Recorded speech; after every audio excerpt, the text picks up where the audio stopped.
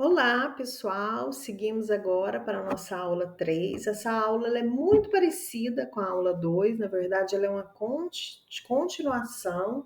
A gente aprofunda um pouquinho mais, começa a explicar as etapas, tá? E repetindo, nessas aulas nós vamos tentar trazer lives para vocês com pessoas da área pública que trabalham exatamente na função de gestão do patrimônio para falar um pouquinho para vocês da prática delas.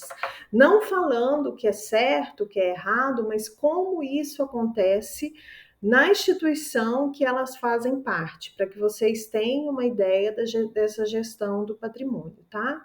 Então vamos lá. O tema da nossa aula é principais atividades da área do patrimônio, é uma continuação do que nós vimos na aula 2. E o que nós vamos tratar? Então, continuando aí, a gente vai falar sobre as rotinas do controle do patrimônio. Nós já falamos um pouquinho dessas rotinas. Compete a esse setor gerir o estoque dos bens patrimoniais e dos materiais de consumo, bem como atestar, isolada ou com outros órgãos da administração, se esses órgãos trabalharem conjuntamente. Isso vai ser de responsabilidade dos dois, as notas fiscais dos bens entregues pelos fornecedores. Tudo isso precisa de um controle, como nós falamos um pouco na aula passada. Eu preciso controlar todos esses itens existentes e também as notas fiscais relacionadas a esses itens. Então, como funciona esse cadastro? É por meio do inventário. Seu trabalho começa com a listagem ampla de todos os bens da empresa. Inicialmente, eu vou precisar cadastrar todos esses itens, e para isso existem códigos específicos. Eu vou chamar as mesas, as cadeiras vão começar com a numeração X, então tem regras que cada órgão público especificamente vai passar. Esses itens precisam ser cadastrados e a partir daí se gera um inventário. O inventário ele vai liberar então essa listagem ampla de todos os bens da organização, como eu falei também na aula passada, especificando onde esses bens estão localizados, em qual setor e sob responsabilidade de qual colaborador. Como eu falei, dependendo do órgão público, normalmente eles têm a prática de que um determinado bem, ele vai ficar sob a guarda de um servidor específico, normalmente é o chefe do setor, então isso se vincula ao CPF dele. Isso é muito sério, as pessoas não conseguem nem se aposentar se existirem itens no seu CPF que não estão devidamente devolvidos àquele setor, tá? Então, isso é muito sério, é uma responsabilidade muito grande desses chefes de setor que possuem itens de patrimônio vinculados ao seu CPF. Se você é um gestor que tem aí itens vinculados ao seu CPF, você com certeza sabe da seriedade e do controle necessário para que isso esteja sob a sua guarda responsável.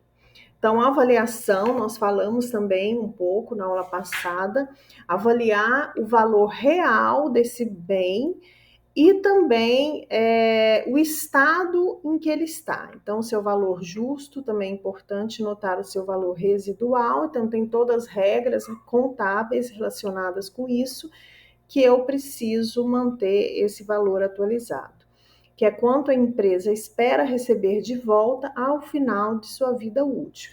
Existem várias regras contábeis relacionadas ao patrimônio que precisam ser cumpridas, relacionadas então à nota fiscal, ao valor daquele bem, quanto aquele bem ele vale dentro daquele inventário. Então, a revisão, diante dos dados atuais, eu tenho que reavaliar cada item, onde esse item está, verificar qual é a vida útil estimada, então se aquele bem ele ainda tem vida útil prolongada ou se aquele bem ele realmente ele não tem mais vida útil e não serve mais para ser utilizado no setor público. Essa que é definida pelo tempo que você espera continuar recebendo benefícios reais daquele item. Verificar também se ele precisa de manutenção, o inventário ele precisa estar atualizado com a situação de cada um desses itens. Então, depreciação é um item que com certeza vocês já viram também em contabilidade, que significa o quê? Então, do início ao final do seu tempo de vida, um objeto perde seu valor gradualmente. A depreciação anual de cada item deve ser considerada para avaliar sua relevância dentro do patrimônio. Então, em todo inventário, eu tenho que reavaliar a situação dos meus itens, considerando também a questão da depreciação. Então, quais são as vantagens desse cadastro? Elas são um pouco óbvias, né? Então, vamos reforçar isso aqui. Mais controle sobre os equipamentos de locação. Quando uma peça é enviada para o interessado, é importante que você saiba onde ela está, qual é o seu propósito e para quando sua devolução é esperada. Então, normalmente isso acontece quando existe a transferência de itens para outro setor. São essas informações que permitem planejar orçamentos futuros serviços e mesmo lidar com algumas emergências. Então, eu preciso saber para onde aquele item foi, quando ele vai voltar, levando em consideração a utilização daquele item. Então, eu preciso utilizar esse item no mês de março. Esse item ele foi para outro setor, mas ele precisa ser devolvido em tempo. Relatório de quebras e manutenção. Então, como a gente falou, é importante que eu mantenha a atualização da situação desses itens, se eles precisam de manutenção, se eles estão quebrados, se eles têm ainda uma vida útil, se eles sofreram depreciação, se isso foi atualizado.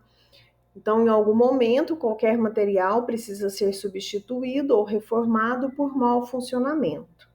Essa frequência não deve gerar mais custos do que o objeto gera valor. O gestor público, ele vai precisar fazer esse levantamento e pesar.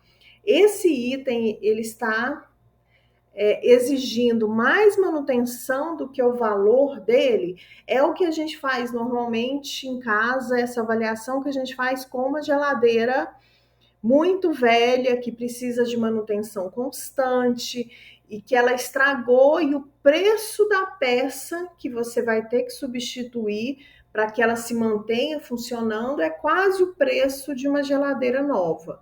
Então, compensa eu mandar arrumar ou compensa eu aposentar aquele item e comprar um novo, ou pelo menos dá para eu ficar aqui. Então, essas avaliações que a gente faz da nossa casa são avaliações que a gente precisa fazer com o gestor público, mas de forma muito mais complexa, como responsabilidade de gestor público, que aí é uma responsabilidade infinitamente maior do que de uma geladeira na sua casa.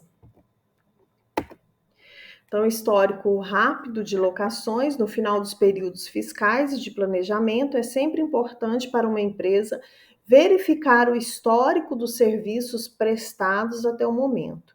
Quanto mais detalhes úteis, melhor tende a ser sua análise. Então, é interessante que eu loque esse item, que eu compre esse item, o gestor ele vai precisar pesar todos esses pontos. É interessante que eu transfira esse item para outro setor, isso não vai me fazer falta, a manutenção que eu estou tendo com esse item não é muito interessante, então fica mais vantajoso se eu realmente transferi-lo. São decisões que o gestor ele precisa tomar diariamente, e o gestor de patrimônio ele tem aí mais esses desafios.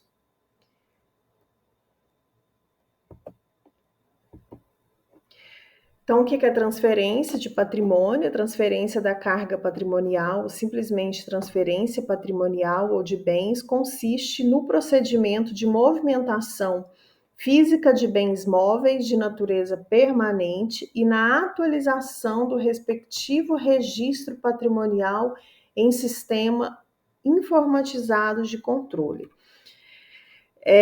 Existem decisões necessárias aí na gestão pública e que esses bens, esses patrimônios, eles sofrem essa transferência. Então, eu preciso atualizar essa transferência no inventário, mudar o registro patrimonial, como eu estava falando na aula passada, as plaquinhas de patrimônio. Então, aquele item tem todo o registro de qual supervisor ele está vinculado, em qual setor ele está. Se ele for transferido, eu preciso fazer toda essa transferência junto ao setor de patrimônio. Então, pode doar bem público? Eu vou ver se eu trago também faço uma live com algum advogado específico para falar sobre essas questões de doação, de transferência de patrimônio, de cuidados e desafios do patrimônio público.